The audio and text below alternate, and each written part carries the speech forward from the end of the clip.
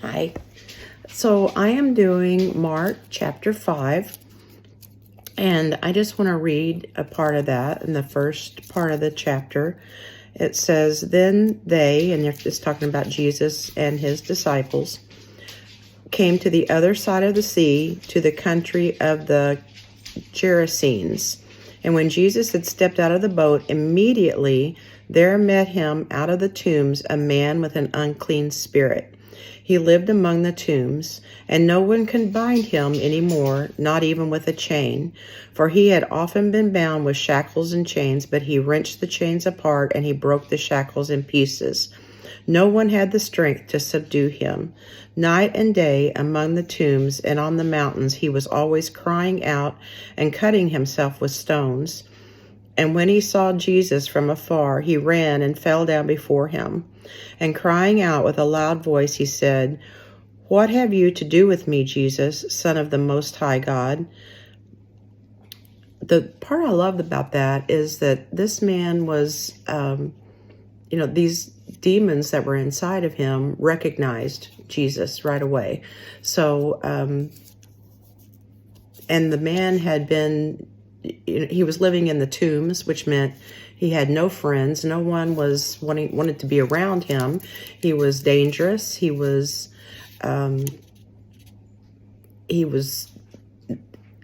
hurting other people, hurting himself.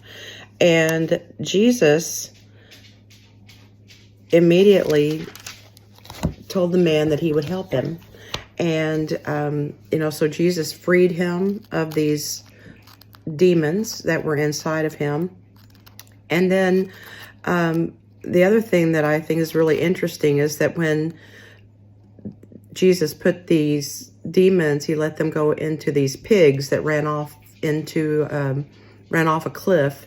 And then the people, when they saw what had happened, I guess, they had lost some of their money, how they were making money, and they asked Jesus to leave. They didn't want him there. And the man asked Jesus, "Can I go with you?" But I think it's interesting that Jesus didn't allow the man to go with him. He said, "No, you're going to stay here. And what I want you to do is I want you to go back and tell others what's happened to you." And so people came to see this man and saw that he was clean. He hadn't bathed in years. He was clean. He was dressed. And he was in his right mind. And they were kind of afraid of him. But he was able then to be kind of one of the very first missionaries to go and tell others in his town what Jesus had done for him. And, that's what we need to do. We need to be willing to share our story and to tell others what Jesus has done for us.